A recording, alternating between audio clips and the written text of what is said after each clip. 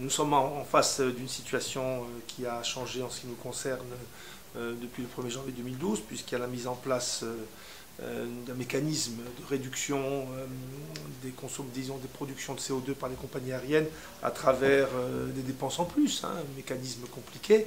Et cette année, en fait, on construit les compteurs et on paye à partir de l'année prochaine. Alors, on est un peu embarrassé devant cette chose-là parce que d'abord, nous appartenons à un pays qui veut se situer à l'avant-garde de la réduction de la pollution, qui veut marquer dans son développement industriel et économique, n'est-ce pas, une attention et des contraintes réelles de protection de l'environnement. Cela a même été inscrit dans la Constitution. Et notre compagnie aérienne, compagnie nationale, doit bien évidemment se conformer à cette posture très, très positive, n'est-ce pas, de notre pays en ce qui concerne sa vision du développement. Alors, à partir de là, nous ne sommes pas contre des mécanismes de réduction de la production de CO2 par les compagnies aériennes, quoique le prix du pétrole en lui-même est une incitation largement suffisante à baisser ses consommations. Et je crois que dans le prochain avenir, l'arrivée de nouvelles générations d'avions rendra obsolètes les avions d'aujourd'hui et que les compagnies aériennes, ne serait-ce qu'à cause du prix du carburant, seront amenées à mettre tout en œuvre, à investir massivement afin de réduire leur consommation de produits pétroliers, donc de réduction de leur pollution en matière de CO2. On n'avait pas besoin de cette taxe pour ça.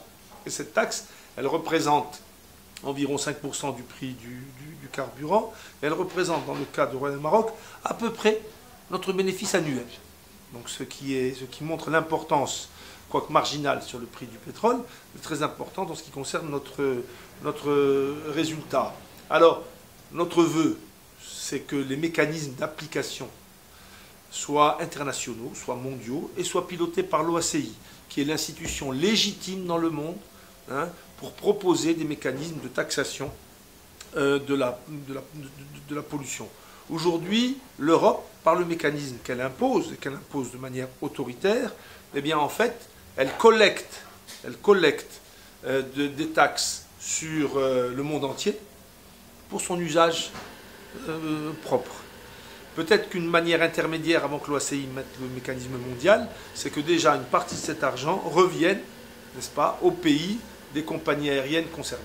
Nous avons nos organismes, nos associations régionales, l'Association africaine des compagnies aériennes, l'Association arabe des compagnies africaines, des compagnies aériennes. Elles protestent, elles écrivent, mais cela reste, comment dirais-je, une action de sensibilisation. Alors quelques pays, quelques compagnies sont allés jusqu'au recours judiciaire, mais pas Royal Maroc, qui, disons, a sensibilisé son gouvernement, afin qu'il relaie sa position, le gouvernement marocain relaie la position de Royal Maroc, et puis aussi nous sommes solidaires des actions de IATA, de OACI, de l'AFRA, notre association africaine, et de la ACO, l'association arabe des compagnies aériennes. Donc on essaye d'avoir une politique concertée.